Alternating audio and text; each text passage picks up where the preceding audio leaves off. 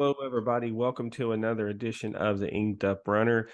Today, I am going to be joined by Wes Plate.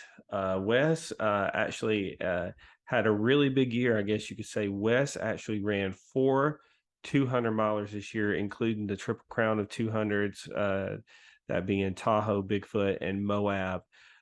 Wes and I talk about what his training looks like, how each of those races kind of played out, how he got into running 200 milers, and kind of what's next for him. So everybody sit back and enjoy.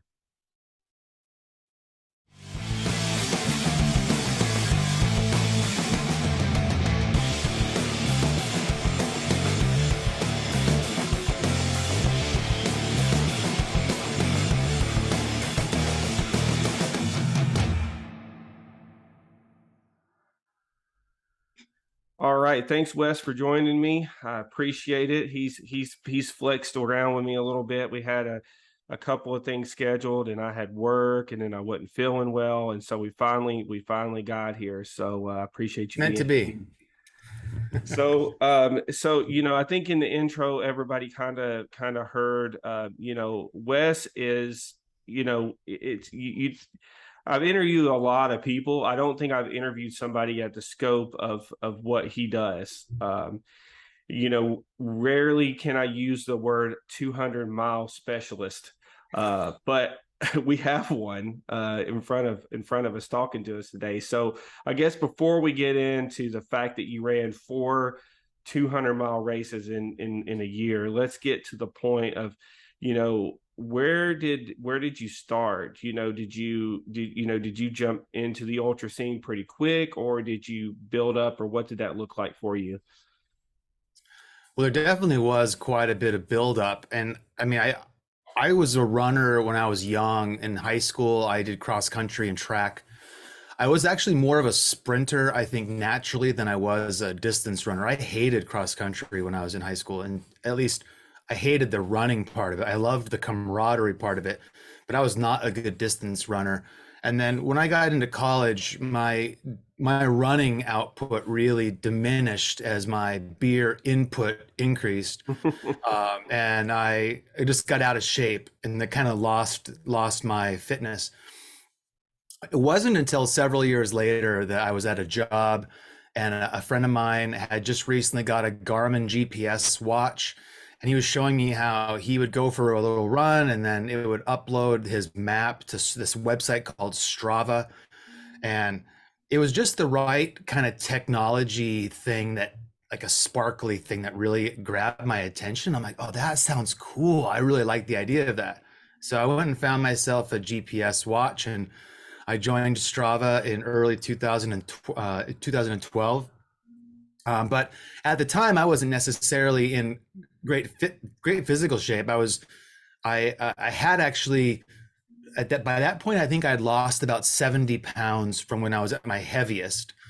I had stopped drinking about 4 years before that. So over the course of 4 years, I had lost about 70 pounds, and it made it a lot easier for me to reconsider getting back into running again. So just over that course of 2012, I would just go for easy, small runs. I would like, my mom taught me when I was a little kid that way she would run would when she start running would be to run from one telephone pole to the next, and then walk to the next telephone pole, and just alternate walking and running, and then over time increase the number of telephone poles that she ran.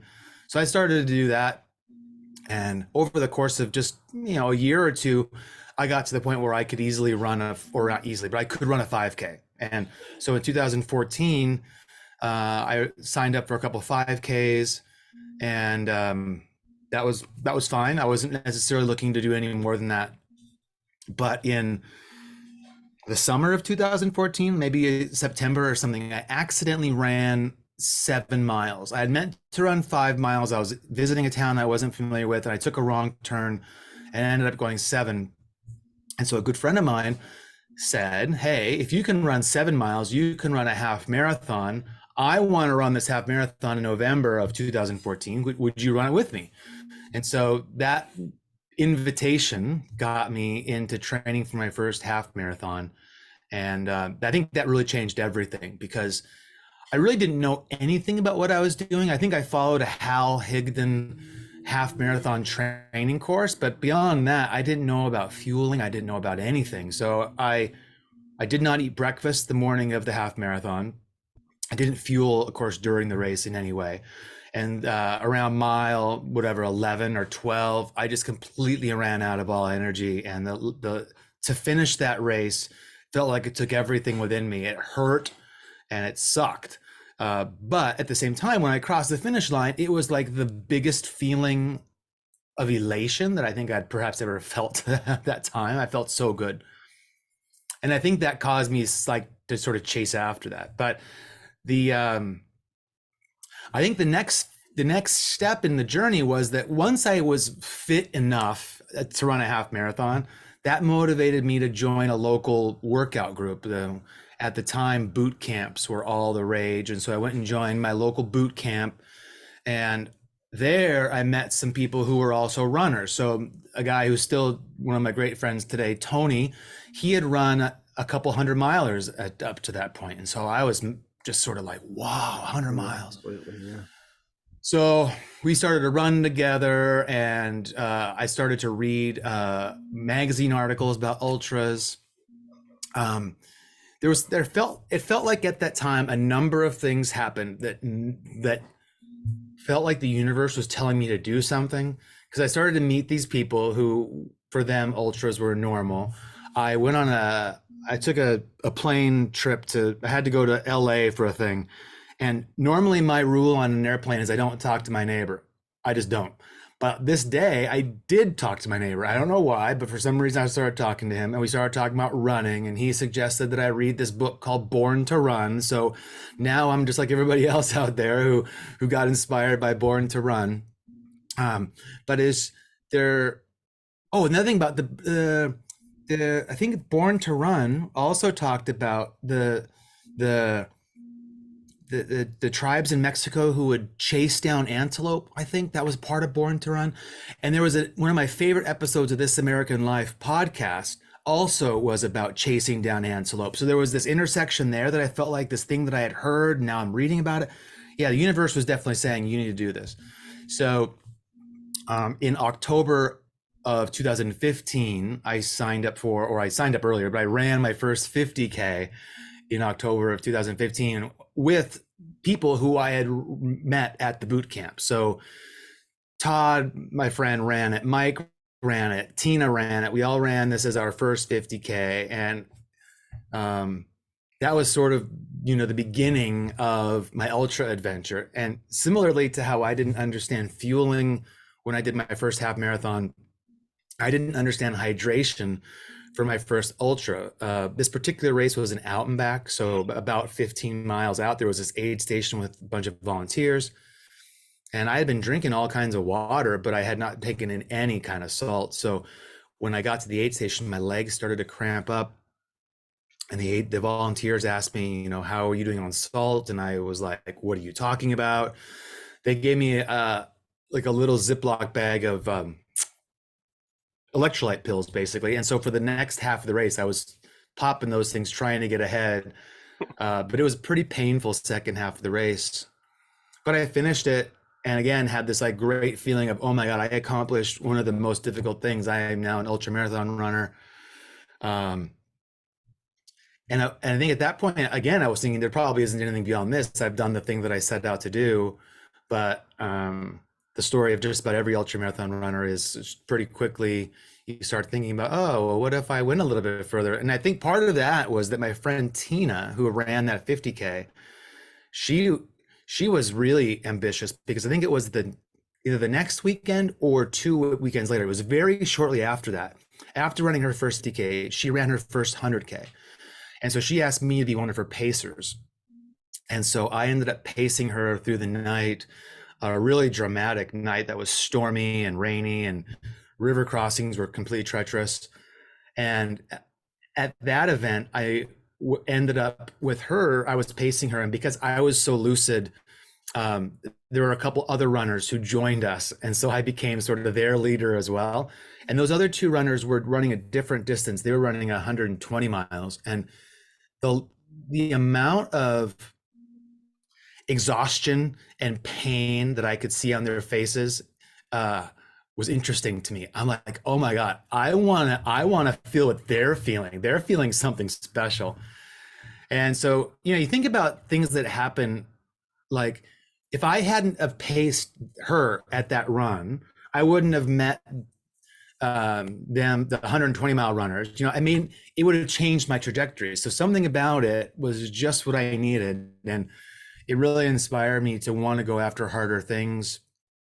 Um, so that was November of 2015. And oh, I know what happened after that. Oh, right. Because here's a cautionary tale. So November 2015, I'm like, great. I did my first 50K. I'm feeling really great. I talked to another friend who was involved in the ultra world, and he said, hey, Wes, why don't you run 100 miles with me this next spring in March? I'm all for it. The universe wants me to do this.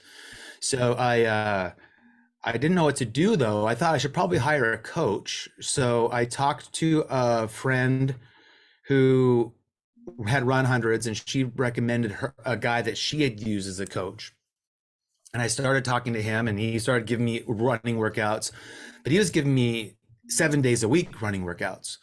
And the friend of mine who had ran that boot camp, the trainer, she's kept telling me, Wes, you need to take some days off. You need to rest. And I was like, I don't have time to rest. I gotta get ready for this 100-miler. And then in January 1st, I think it was, of 2016, I ran just a casual 50K with a running group. They have this like annual running thing where some people run 50K, some people run half marathons. I ran a 50K on a paved rails to trail thing. So it was a pretty flat-ish Mm-hmm. course, but it was all paved. And I ran it in these very minimal trail shoes. So I needed to learn about equipment because I ran in the wrong equipment. And I ended up really, really damaging my left ankle. My subtalar joint got really damaged. So I ended up getting it x-rayed and saw a podiatrist and a sports therapist, and it took me out of running for about 6 months. What was the shoe, by the way? What was the what? What was the shoe? What was the minimal trail shoe? I was running it was in a Brooks trail shoe. I think it was called oh no, what was it called?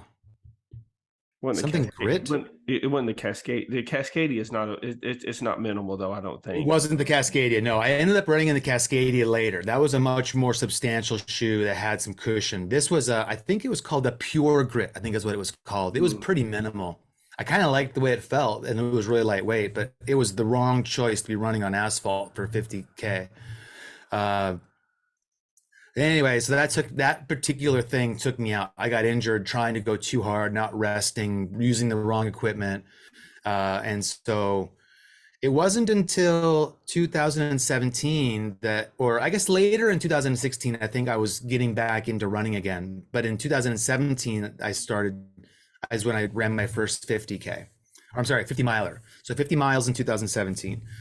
And for that, I hired a coach. So the other guy that I hired was kind of a coach, but I think that this time I hired a real coach, and I actually still work with her. Her name is Corinne Malcolm.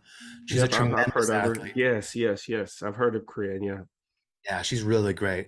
So she helped me with my running my first 50 miler, and that went really well. It was really hard. I mean, I think people probably underestimate how hard a 50 miler is. If you run a 50K, the difference between that and 50 miles is significant. Those last 20 miles are a lot. So 50 miles, and then a year later, I went and did my first 100-miler, the Mountain Lakes 100, in September of 2018. And I think by this point, I had been reading articles and hearing stories on podcasts from other runners who, a lot of them talked about in a 100-miler, they would like hit the pain cave or go through some sort of thing that was so hard that they would push through it, and they would come through the other side different in some way. And that I started to feel like that was the thing that I was really after. I really wanted to have the spiritual experience that I was hearing about other ultra runners having. But I finished that 100-miler, It was difficult. I remember the last several hours, I was barely moving. I was walking. I wanted to run, but I couldn't. It was really challenging. But at the same time, kind of paradoxically, I got to the finish line and I was a little bit disappointed that it was over. I did not hear angels sing. I didn't feel this emotional catharsis that I was after. And so I started to think, well, maybe I need to go harder or longer. I really liked it when the sun came up that morning. It was kind of a nice feeling of energy and like, oh, this is great. But part of me thought, wouldn't it be nice if I could go again and see another sunrise? So I think by that point, I had already become aware that 200 milers were a thing. I was following people on Instagram like Ben Light, who had done 200s at that point. I was really inspired by it. And so because I didn't have this emotional breakthrough, didn't have the pain cave thing that I was hoping I was going to feel, um, the beginning of 2019 in January, I signed up for the Moab 240, which then I ran in October of 2019. So just about every year, was saved for the 2016 when I was injured. I was kind of doing one major step each year. So 50K and 15, 50 mile and 17, 100 mile and 18, and then 200 miles and 19.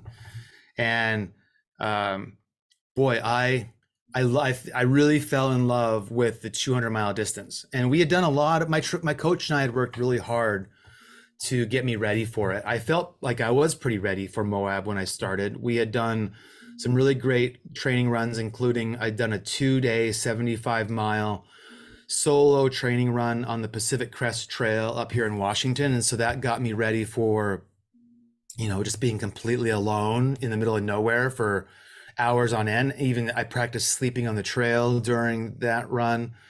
I did a hundred. Did I do? I don't know. I did 100K the previous year. I did a bunch of other races just as training runs, and so it was just I felt very prepared, at least as much as I could be for that race. And when it was over, I felt so happy that I kind of had found something that I really enjoyed. And I think there's a couple of things that really meant a lot to me, but seeing the sun come up 5 different times during the race was amazing. But also the camaraderie that I felt from the other runners was the thing that really, really connected to my spirit. Because I think in just about any race that I run, I will usually meet somebody and talk to them, and that's fun. You get to know people, and of course, generally we're all like-minded, right? We're all trail runners. We were out there doing the same thing. We're Right. out there, and we're out there to support each other. But it's different in a 200 because you're about out there for about 4 or 5 days, depending on your pace. And so throughout that time, you're probably going to you might see that same other runner, I don't know, 5 or 6 times. Like see them on the first day. Hey, how you doing? Okay, great. Let's go. See them on the second day. Hey, oh, did you sleep last night? See them on the third day, even on the fourth day. Hey, how you doing? Yesterday you were doing well. Today you look like you're doing better. So you get to have this much deeper interaction with people, and I fell in love with that. And then at the end of it, when it was all over, I think I came away with the emotional thing that I had been seeking for the last few years before that. But it wasn't a shocking thing. It wasn't like the heavens opening up and all of a sudden I was gifted some knowledge, but rather it kind of unfolded slowly. I started to realize, oh, you know what? I think the thing that I'm going to take away from this is that really there is no limit to what we're capable of.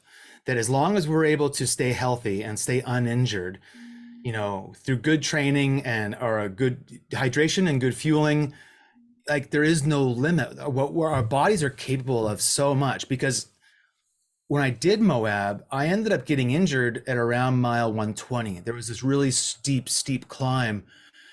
And somewhere in that steep climb, I hurt my hamstring pretty bad. And so when I left the next aid station, I couldn't run. If I tried to run, it just hurt way too bad. But I found that I could hike, and I could actually hike pretty fast. So I did the second half of Moab completely slower than I intended to, because I was hiking the entire thing because I couldn't run. So I discovered that not only could I just keep moving, but I could keep moving while injured. and the injury slowly got a little bit better, to where by the very end of the race, I was running a little bit, so I was able to actually heal. It was remarkable to see what I was able to accomplish and what we were all able to accomplish that year, and that's how I ended up falling in love with the 200-mile distance. Wow, And that's how I got there. that's amazing. It's funny, you mentioned the injury, and before we get into to unpacking all that, it's funny because I never read Born to Run. I'm like one of the few ultra runners that have never read that book. So when people Hey, be talk careful if you about read it, it, you might want to run an ultra. yeah, I mean, what's funny is I just got talked into it by some friends. Um, who said you've already ran a marathon, you can do 5 more miles. And so that was basically how I got talked into a 50K. Okay. I Yeah, didn't. yeah. It was there was no book. I didn't read any books. But it's funny because so many people read that book and it inspires them to get out and do that. Yep. But it's interesting how you talk about the injury thing because I have a friend of mine who got some pretty severe tendonitis going into a few weeks going into a 100-mile race, and we went to the 100-mile race. I was crewing him, and he got there, and the tendonitis never even played a role in his race whatsoever. It's like, he said it kind of jumped out at 60, but not enough to really slow him down.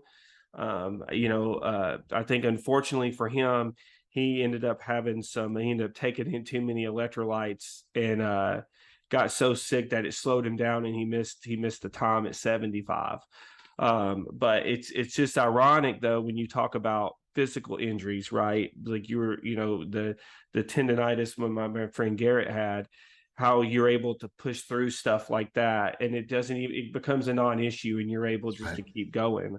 Yeah. um, but unpacking the 200-mile distance. So you did 4 of them in a year, and I think what amazes me is the first one you did, Cocodona. I think that's right. That's You right. did you did Cocodona what in May, and then a month and some change later you did Tahoe. So I guess when you talk about that 200-mile distance, you know, for those of us who don't run that distance, talk about what a typical training block looks like for preparation for that. Because I imagine once you get to the first one and you do it, then a lot of it is this self-preservation to get to the next one. So getting to that first one, what does that look like? Yeah. So thinking back to the spring, my training is, I think, pretty typical in terms of, it's like a 3 week slow build. Each week is a little bit bigger, and then the fourth week will step back down to a little bit slower or shorter distances. I spend a lot of time just on my feet. I'm not necessarily running hard in my training. There was some intervals I would do on a Wednesday morning in the springtime, so a little bit of speed work, um, but mostly just uh, medium intensity endurance running, especially like a long day on Saturday, followed by a long day, a shorter but also long day on Sunday. That back to back weekend thing is super important to train my body to keep moving, even though it's tired. Um, but the miles weren't necessarily huge. Like I might do 30, 40, 50 miles and then drop back down to 40 miles. If I did have a big week, like a 70 or 80-mile week, those are pretty extraordinary. And that probably meant that I used a race as a training event. So I used two different 100Ks and a 50K as training runs. Um, and so those weeks ended up being longer, and then of course there was always, even after one of those events, there wouldn't be a lot of recovery afterwards. It'd be, let's keep moving, keep the body used to moving even after it's exhausted and tired. um, so then, yeah, but then once after the race, then I spent I think after every single 200 this year, the first week I did practically nothing. I just rested, maybe even laid down with my feet up. A couple of times I did that. Epsom salt baths, that sort of thing, but no running at all. Usually after about a week, I would start to get moving again. And then the next few weeks, or depending on how many weeks between that and the next 200, it was mostly just maintaining fitness, a couple of hours, maybe 4 hours at the most on a Saturday. Not, I mean, those are a 4 hour run on a Saturday is a pretty big day for most people. Hmm. But it didn't necessarily feel big to me because, once I get back into the 200 event, you're out there for just 4 days. Um, yeah. So for the most part, I think it was just kind of keeping me fit. I did do in between Bigfoot and Moab in September, about halfway between those two events. I did end up running a 50-mile run. That was for my birthday. And so it was actually supposed to be 49 miles, but it ended up being 51. But yeah, but there was just, my coach agreed that that was a good long distance to tackle halfway between, because it was a, 14-hour day. And so it was, I wasn't necessarily trying to build any kind of new fitness or trying to see any new adaptations in the body, but rather, yeah, just kind of keeping things moving. So what's a peak week look like for something like, I know a lot of folks when when you're training for 100, the standard peak week for a lot of people is around a 70-ish mile week, right? At least that was, that was my peak week. And a couple of friends was around the same 70 to 80. Based off of what you're saying, though, it doesn't look like volume is something that is a real big factor. Is that what I'm hearing? Yeah, I would agree. Volume is not a huge factor for me training towards a 200. I mean, I'm just looking right now at my Strava training log, and in going into March, Cocodona was the first 200 in May, and in March I had, let's see, a 50-mile week, a 56-mile week, then followed by a 26-mile week, and then I had a 77-mile week, but that was because there was a 50-miler that I ran. Actually, you know what? This is the wrong Strava. You're showing me the wrong year. March of this year. Okay, so I got an 80-mile week, but that was because I had a very long special trail run, a 50-mile trail run. Then I had a 45-mile week, a 32-mile week, and then there was a 73-mile week, but that was because there was a 100K involved. And then the week after that, I had a 44-mile week, which included a 50K. So in 2 weeks back to back, I did a 100K and a 50K. And that second week, the 50K accounted for most of the miles. And then the week after that, a 48-mile week, and then a 30-mile week. And then that led me to a week of mostly not running very much at all before Cocodona. So my peak running, I ran 73 miles at the most. And I think for me, I guess the way I interpret it is that the training and the fitness is a part of it. But in the case of a 200, I think a 200 is more of a mental challenge than other distances are a mental challenge. I think any ultra is a mental challenge. At some point, your body's like, hell no, but you Right, just keep on going. right. I think in a 200, it's a bit more because in the 200, the 200 is also, it's a different beast, intensity wise. I mean, like you think about a 50K, there's a lot of people who run a 50K and they're going to run it pretty hard and pretty fast. And then as you go to longer distances, you're going to be running slower. So you're going to run a 100-miler at a lower intensity than you're going to run a 50K. And you run a 200-miler at an even lower intensity than you would 100. And so um, that's why a lot of 200 milers will spend time focusing their training on hiking. So a lot of times when I go for a run, I'm intentionally not running up any uphills. I'm definitely going to be hiking them. I might even go for a hike as a part of my workout to Hmm. train the hiking muscles, because you end up spending in a 200 a lot more time hiking than you would in a 100. I think, was it in I wasn't in Born to Run, but I read some other book that had said, maybe it was Hal Kerner's book. Anyway, somebody had said in a book that you might spend 20% of a 100-miler hiking. So that's 20 miles, which, like, if you're gonna, you should probably train specifically for those 20 miles, because that's a significant part of the run. And I think it's definitely more like 50% or even 60% of a 200 miler is going to be spent hiking. Um, and I think because of the intensity being lower, I think it's just once you get to a place of physical fitness, being able to go, for several hours, at that point, it's just a matter of training your mind to keep on going and, get to the next aid station, get to the next aid station, get to the next aid station. And I think that that's, so a lot of the training I do, I feel like tries to help serve that mental aspect of it. Um, I did a training run where I ended up spending several hours bushwhacking through some really overgrown stuff. It was kind of an adventure day. I knew it was going to be hard, but what ended up being extremely valuable about that particular training run was that I was in a place where I wasn't having fun anymore. I had been out there bushwhacking for far too long. I had way too much bushwhacking still ahead of me. I wanted it to be over.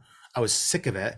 But as I stood there in the middle of this forest in the middle of nowhere, there's no humans anywhere near me. I remember thinking, okay, well, uh, I might want to stop right now, but I can't. Like, I don't have any choice but to keep going. And that sort of mentality comes really important in 200, because we end up having some pretty significant distances between aid stations. At Moab, for example, this last one, we had a distance between aid stations of about 26 miles. Now, there was a water stop 4.5 miles in, but that left us with 22 miles of between that water stop and the next aid station in a very exposed part of the course. It was a hot day, and I remember thinking at one point during that, like, this is terrible. I'm not having fun anymore, but I can't just stop here in the middle of nowhere. They're not going to come get me. I either have to turn around and go back, 10 miles, or go forward 10 miles. But no matter what, I got to go to an aid station before I can even think about stopping. When I wasn't, not that I was thinking about stopping, but I think what was important for me was to have that the mental toughness to be like, yes, this sucks, but I can't even entertain the idea of stopping right now, because I at least got to get to the next place to sit down. So the mental part is a huge part of the training, and of course a huge part of the events themselves. Yeah, it's funny when you mention that about being stuck and not being able, you have no choice. My buddy who attempted this 100, he ran it last year and he finished it, and so he was running it this year, and they go a different direction. But what's interesting about this race, the way the race directors have it out, is if you make it past mile 86, there's two more aid stations after it, but they're very remote. Meaning, and it even tell you in the racing handbook that if you get to mile 90 and 96, they're really not going to, the cutoff times are soft there, meaning they're not going to pull you unless you just absolutely can't go. Mm. Meaning that it kind of pushes you from a mental standpoint. If you get to these spots of, hey, they're not going to pull me out of this race unless I am medically not able to function, and I have to kind of, it's kind of a the kind of it's a push, right, to keep That's going. right. And Yeah. I think that's really great for the race directors to do that, because for one, I guess their thought process is, hell, you've made it this far, you don't need to give up here. We're going to force you to keep moving, even if it's at a snail's pace. Even if you finish past the 33-hour cutoff point for the race, we're still going to give you a buckle, because you made it past this point and you persevered this long. And I think that that's a cool thing. I know some people would frown on, that, but, the cutoff part, but I think it's cool because I think you hit on something important, that getting to this spot and realizing that you have no choice, and that you just really need to push on, because most of the time you find that once you push on and get to the next point, you're fine and you can just keep going. That's right. Yeah. So I guess, going from Moab, your first time running Moab into Cocodona, what sort of lessons did you learn from that going into Cocodona? Okay, so there had been about a year and a half that had transpired between the two, and of course, the COVID lockdown year of 2020 was in the middle of that. Um, so I think so. What was some of the stuff? I mean, I learned that it was possible to do. I mean, I think that was probably a key takeaway for me. It was like, wow, I can do this. Um, I I went into Cocodona with the eyes wide open that it was going to be a really tough race, and so I like to do a lot of prep and research as much as I can. Of course, problem with Cocodona the first year in 2021 was that there wasn't it had never been done before, so I couldn't research YouTube videos for like what did other people experience when they did it. Um, but I was really involved in the Facebook group in terms of like people talking about how they were preparing for it. I had learned from Moab about, my pack capabilities and how much water I need for different segments. I had learned about I had done some overhydration at Moab, so I was going to try to do less electrolytes, at Cocodona.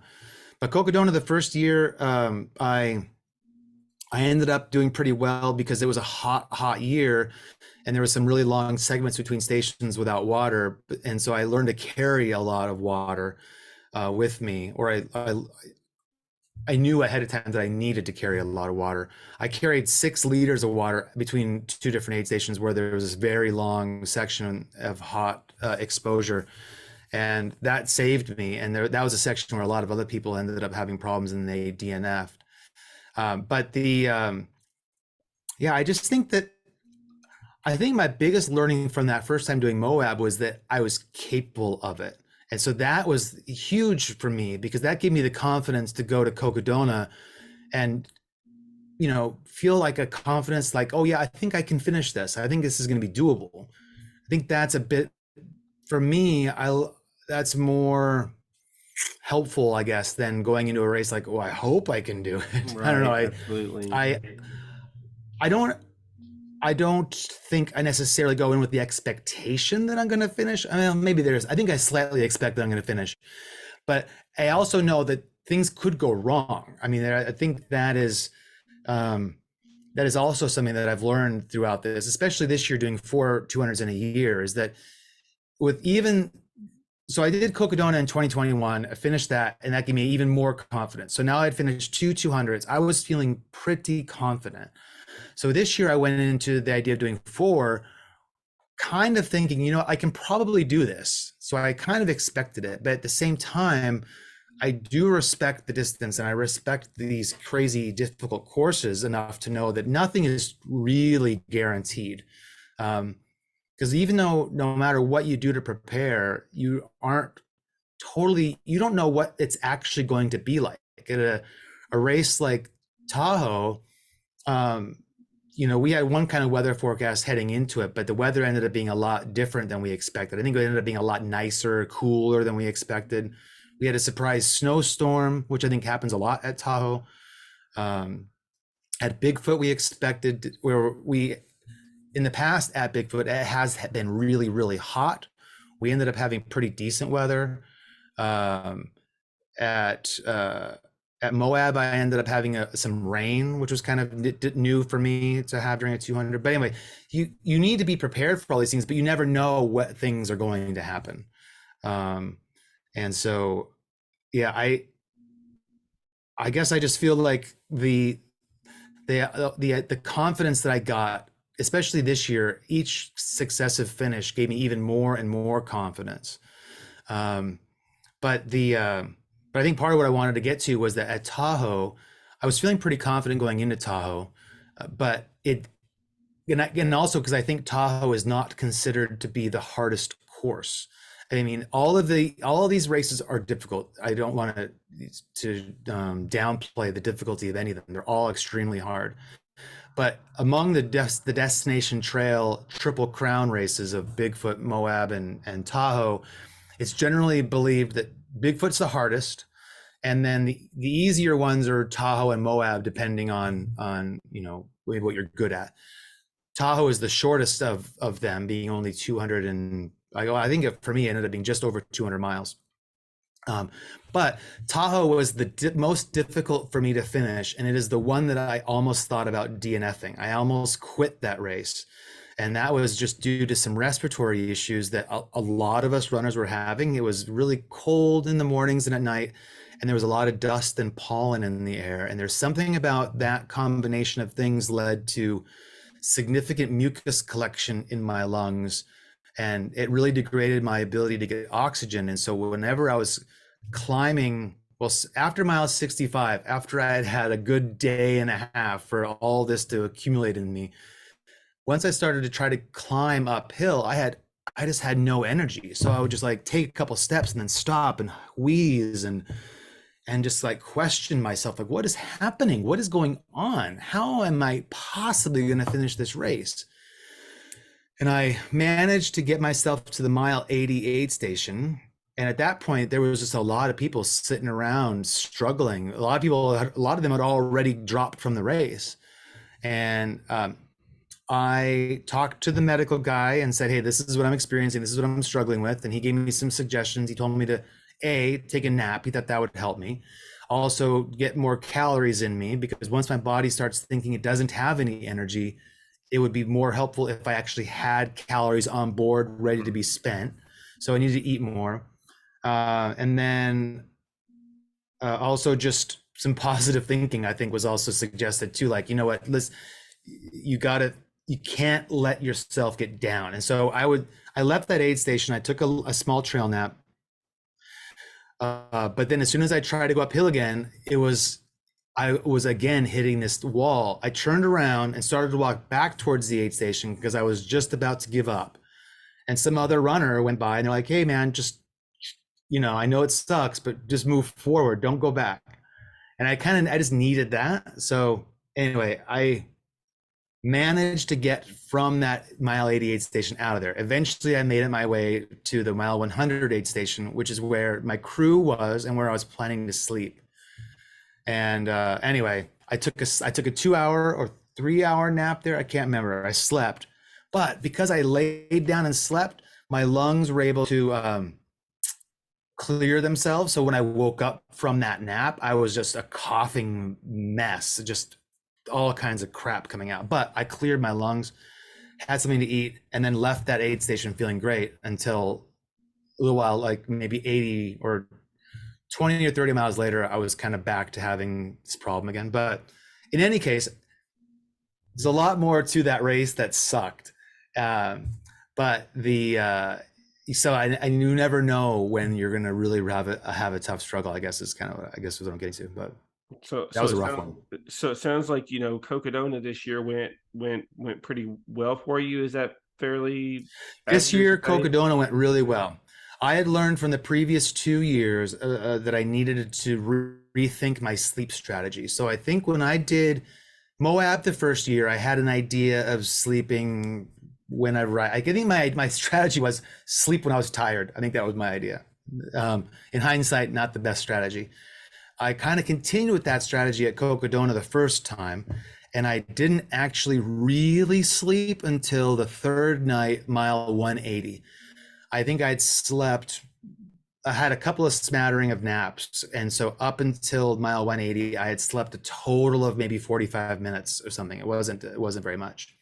But I was a wreck at mile 180 when I hadn't really had a proper sleep.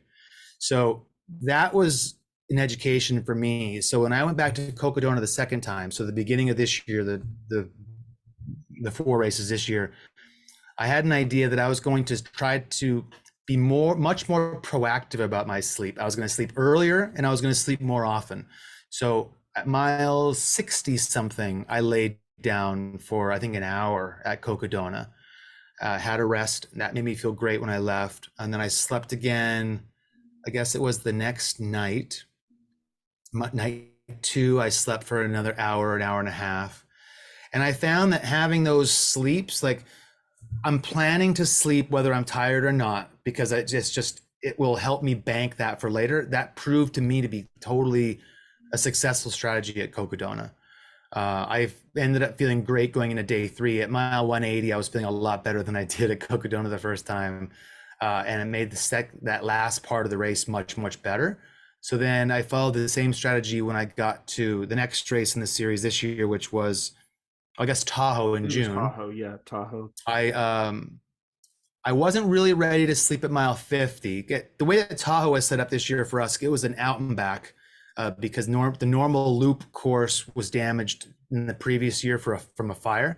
So we had an out and back, and we saw crew at mile 30, mile 50, and then not again until 100, and then again at 150, and then 180, 200, and then the finish or something. But there was like this 50-mile part with no crew, and also the sleep station. There were no sleep stations in between. So at Tahoe, I didn't end up sleeping until mile 100. But then I slept again at mile 150, and well, maybe that was all I ended up sleeping at Tahoe. But again, just like make sure I sleep whether I'm tired or not. Like I need to. It's a part of the thing. I think in the same way that eating is a part of these things, in the case of the long distances, I think it's important to think about sleeping being just as much as the thing you do. Because I think I think in a race, you eat whether you want to or not, because I think you understand your body needs fuel. So you may not feel hungry, but you're going to still fuel because that's just what your body needs. And I Mm-hmm. think it's important to think about sleep in that same way. It can be difficult to fall asleep if you're too jazzed or just have too much energy. But I think even lying down for 30 minutes and just letting everything settle is at least that's better than not doing anything, not resting at all, because your body just needs to take a break and needs to and sometimes in my case, even like the lungs need a break too. They need to get something out, and that the best way to do that is to lie down. Yeah, okay, and kind of reset. So Yeah. you alluded that at Tahoe that the respiratory issues weren't what wasn't one of your big. I mean, didn't end up being your biggest challenge. What was your biggest challenge there? Well, no, I think the respiratory issues were the biggest challenge at Tahoe. It Okay. was something that I hadn't expected necessarily. But certainly the difficulty that I had trying to go uphill with the lungs in the state they were, that it was that respiratory issues at Tahoe that was the hardest thing. And I really worried it was going to end my race. But you made it through Tahoe, and then it looks like and it looks like you went into Bigfoot, and it just based off of your race results at Bigfoot, if I'm looking at it correctly, was your one of your stronger performances from just like you from a placement standpoint and stuff. So I guess I'm taking Bigfoot. You rolled into it, and that one went fairly smooth for you. It did. Yeah, in fact, I felt like each race I got stronger. So Cocodona went pretty well for me, but then Tahoe, I mean, respiratory issues aside, Tahoe also went pretty well for me. I mean, I finished Tahoe in less than 90 hours. Um, I had a pretty good performance considering the fact that I had spent so much time suffering and lying down and coughing and whatever. But I got to the third race, Bigfoot, and you're right. I had perhaps the best race of them all. It just went really well. I slept well in my naps. That whole strategy was great.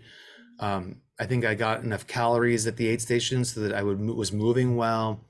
I also paired up with another runner named Scott Jenkins. He lives in London, and Scott and I had originally met at Moab in 2019. So that's where we became friends from the trail. And we had seen each other at the start line of Bigfoot, and we had said, "Hey, we should try to run together." But then, in the course of us just running our own race, I didn't end up really seeing Scott again until like mile 68 or something like that. But once I caught up to him, we ended up spending a lot of the race together, and so I think that that also helped motivate me to have a good run because I was running with him a lot, and he was really good at getting out of aid stations more quickly, where I'm really good at lounging around at aid stations and taking my time. But Scott really motivated me to get out faster, and yeah, I ended up finishing like 26th place or something like that. I think was Yeah, my yeah. highest placement, and a really good finishing time, 82 hours or something like that. Yeah, that's right. Um, Absolutely. Yeah, that's and yeah, stout. it was amazing how good I felt, even in the last 11 miles, which were mostly, there was a road section at the end of the run. And we were running that at like 12-minute pace, 11-minute pace, a lot of Wow. it. And it just felt great. I don't know. It is truly amazing how much each run felt better. Tahoe, I also had a pretty strong run at. However, I'm sorry, Moab, the last one. Moab, I had a pretty good run, but Moab was hot during the day, and so I intentionally dialed it down during the day, took things slower. So I ended up finishing slower than I had originally wanted to, but that was just because it was so hot. I didn't want to go too hard and then end up, blowing up because of the heat. But not only did so in each race I felt stronger, and then I recovered from each race faster. So my recovery after Tahoe was faster than my recovery after Cocodona, and my recovery after Bigfoot was even faster.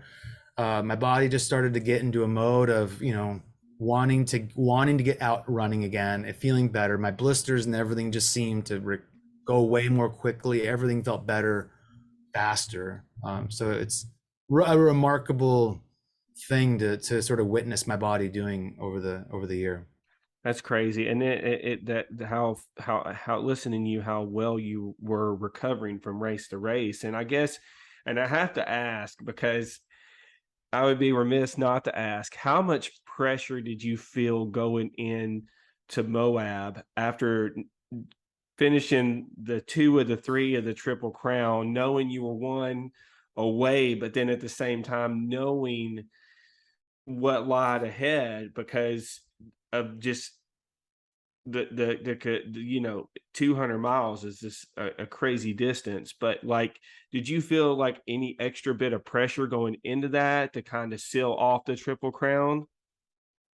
A little bit, yeah. I mean, in fact, I think the Triple Crown was hanging over my head the whole time of the destination trail races. Even at Tahoe, the first race in June, um, that was the run that I was most likely to have quit, and so that would have been. I was partly motivated to continue on at Tahoe because I had the Triple Crown to go. That was also there. So because if I DNF'd at Tahoe, that also would have meant I DNF'd the Triple Crown, Oh, yeah. and that would have been just like, oh no, that's not what I wanted.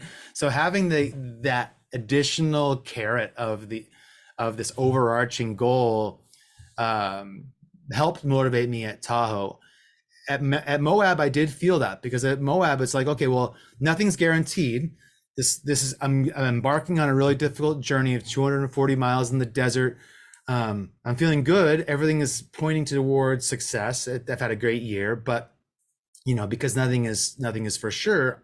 I don't know, but yeah, there was definitely a thing of wanting to protect the finish of the series and to do well. And also there had been some results had been posted after Tahoe happened. There wasn't any. I didn't know who was in the Triple Crown or like how the standings of the Triple Crown was.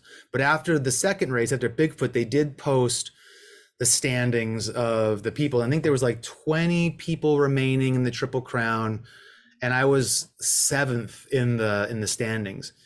And I'm not normally very competitive, but that particular knowledge did stick with me. I started to think, oh boy, can I maintain my position? Like I felt really good. Like 7 out of 20 people is pretty good, especially what we're doing. And that was a series of 3 200s. But of course, I also had started the thing off with another 200. Anyway, so I did feel some pressure to not only finish it but to try to maintain my position. So Yeah. there was a section leaving mile 200 at Moab. I left the Geyser Pass aid station, which took us to the Porcupine Rim aid station, and Porcupine Rim was the last aid station before the finish. So I left Geyser Pass, mile 200, and as I left, I saw two other runners behind me leave the aid station. They're probably about a quarter mile behind me. So on this long straight stretch, I happened to see that they're way back there, and I thought, oh darn it! It was Jimmy and David, Jimmy Ortega and David Aguayo had left, and Jimmy was a triple crowner who was kind of close to me in the standings, and so I did have enough of a competitive edge in me to be like, you know what, I gotta stay ahead of these guys. I gotta stay ahead of Jimmy if I can. And so anyway, I ran pretty hard that segment and just to keep ahead of those guys. But then about maybe, oh, I don't know, maybe 10 miles later, they caught up and they got ahead of me. Uh, but somehow they ended up having a slowdown on the dirt road section before that last aid station, and I caught up to them, and I ended up getting to the last aid station ahead of them. But then in the last segment, they blew by me. They finished about 20 to 30 minutes ahead of me in the whole race. But um, that it was just kind of having that knowledge of that placement, definitely Mhm. gave me a little bit of a looking out for competitors in a way that I don't normally do.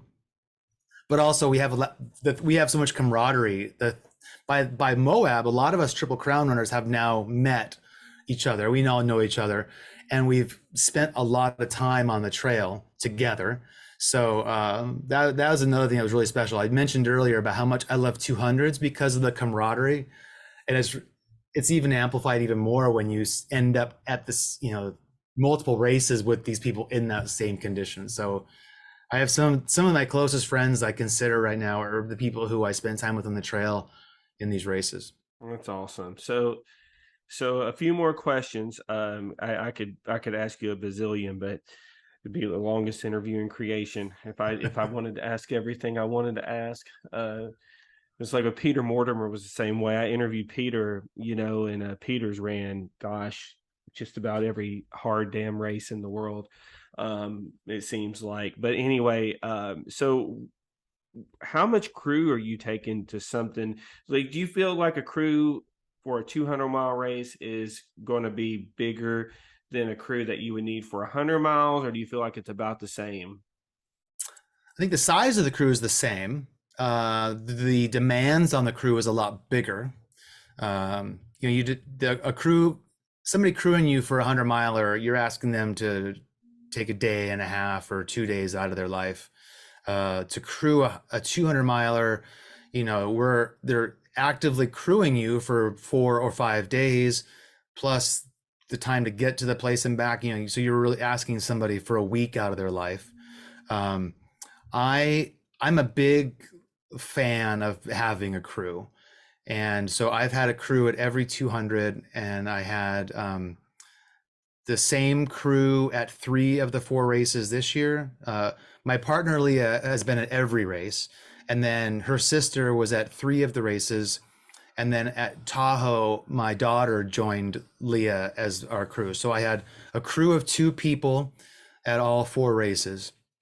And then I did not have pacers at any of them, except for at Cocodona, there was a short section that Leah joined me for. So um, that was nice just for she and I to have just, sort of share the memory and enjoy the experience together. I met a lot of runners who don't have crew, and so that just requires a lot more focus on drop bags and thinking about the logistics. And so I think that certainly works, and some people enjoy that. If I have the opportunity to have crew, I'm definitely going to take it because it's an emotional boost to know that at an upcoming aid station, you're going to see your crew. That helps me a lot to know that they're going to be there. Um, for me, I also use our crew vehicle as a sleeping spot. So, um, except for at Tahoe, there was an aid station where the crew had to park too far away from the aid station, and so at that aid station, I ended up sleeping in the tent. But most times when I sleep at an aid station, I'll be sleeping in our crew vehicle, and that's also an advantage that I enjoy. But it's a lot of work to be the crew. And in case of like Bigfoot, it's the hard. Bigfoot is probably the hardest of all of them for the crew. They'll end up driving several hundred miles just to get between the aid stations, and some of the aid stations are hours and hours from the previous aid station, and you're in the wilderness with no cell service. And it's a lot. That's a particular hardship on crew for sure. But I'm really grateful to the crew. They really, motivate me and help me get these done. That's awesome. Yeah, it's just it's funny because you would think that there would that there would be a need for to have a crew, but I guess if you planned it right, you have your race planned out, your drop bags planned out. You could easily do it. It's really no different than like kind of like what a through hiker does to some extent, Yeah. right? They have their supplies and then they make it to from point A to point B, then they resupply and then they go to point C and then to D and then so forth and so on. And you're just kind of going through your journey and doing what you need to do to get to the next spot. And I guess the other question I was going to ask you before I forget it was do you usually do like a max cushion shoe when you're covering that kind of distance? You do multiple shoe changes? What does that look like? I'm pretty big on cushion for my shoes, partly because of the ankle injury that I suffered in 2016. Uh, I'm not necessarily going after the most maximum of cushions. I mean, I think a lot of people are running at Hoka. Hoka shoes have really high cushion. However, the Hoka toe box is too narrow for my preference. So I run in shoes made by Topo Athletic. And Topo has a wide toe box, which gives my toes some good space, but they also have a little bit of a drop. So Topo is similar to like Ultra with an A. Ultra shoes are really popular among 200-mile distance runners also, but they are zero drop shoes. And my body has shown me in the past that it does not like zero drop. So I run in Topo because not only do they have the wide toe box, but they have like a 5 millimeter drop. But the Ultra Venture shoes made by Topo are their more cushioned trail shoe. So I run in Ultra Venture and also Ultra Venture Pro. Those are the two models that I've run in. And I will generally also change shoes during the run. I will probably bring probably three pairs of shoes with me to the race. And then in the case of Cocodona, I think were they all Ultra Venture Pros? No, I think there was an Ultra Venture Pro, two pairs of Ultra Venture Pros, and an Ultra Venture. So they're slightly different shoes, just trying to change up the feeling a little bit. And then at Bigfoot and Moab, I also brought a pair of running shoes. Silly me. I brought a pair of road running shoes. So a couple different segments, it was appropriate to run in road shoes, and that was great because it just totally changed the way that my feet felt, and then it was really energizing. So I find having different pairs of shoes is important just for maintaining your feet, because along the way in 150 miles, I might run the first 150 miles in one pair of shoes and then switch. In that 150 miles, the shoes could have all kinds of issues, or they could start to fall apart. So it's almost like I want to change shoes just for the knowledge that I'm going to have some decent footwear to maintain the entire distance. But also, if I can change into shoes that are a little bit different in their construction, I think that just gives the feet a different feeling and wakes them up, and just feels Sure. good to have a little bit of a change. Oh, absolutely. And so I guess what's ahead for you at Cocodona next year? What else are you planning around that? So I'm going to do Cocodona. This will be my third time running that race, and I'm excited. Some of my friends like to give me a hard time about it because I used to always brag about how I never repeat races. But yeah, I've totally fallen in love with Cocodona. So I'm going to return there in May. I have the Bandera 100K in January. So that's good. I'm running that as my Western States qualifier. So between now and January, I'm going to take a little bit of time to relax for the next month ish, and then what with light running, and then start to train for Bandera. After Bandera, I'll probably do another 50K or 100K along the way, just as a training run, leading into Cocodona. After Cocodona, the next thing is I'm going to have a 200 miler in August, which is a brand new 200 miler being produced by Go Beyond Racing. It's in Oregon. It's called the Oregon 200. So they don't have signups available for that yet because they're still doing all their permitting and various things. But my excitement is very high to run that. This will be the second time that I've run an inaugural race.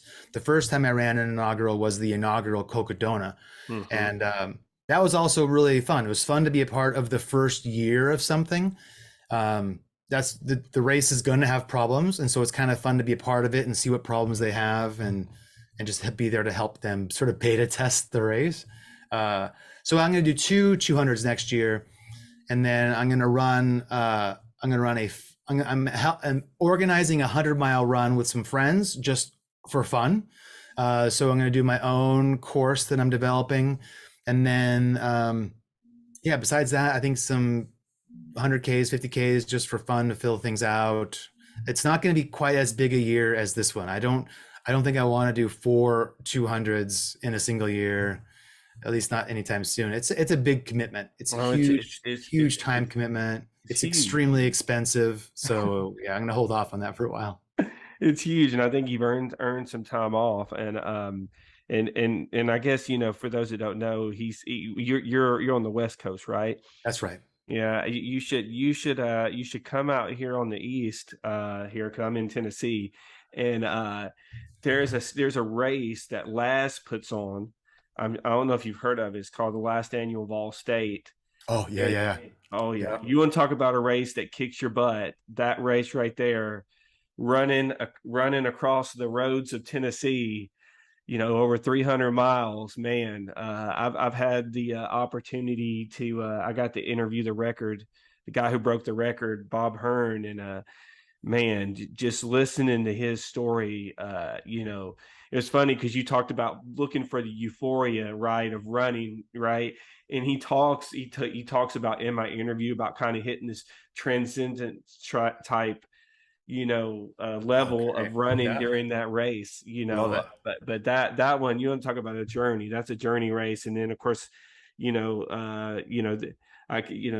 the Barkley Fall Classic, which is the baby Barkley, since the big one's so big to get in. But there's some tough stuff out here on the East Coast. We don't have those big old mountains like you guys have out west though. So Those long road races like Vol State, they really do, in a weird way, appeal to me. They sound awful and terrible, but at the same time, I'm really curious about it. A guy who I met at Cocodona the first year, um, ran ran Vol State this year, and seeing his posts and everything, I just started to think, oh man, I can feel the draw towards that. Um, yeah, maybe that may be something that I want to look at because I do.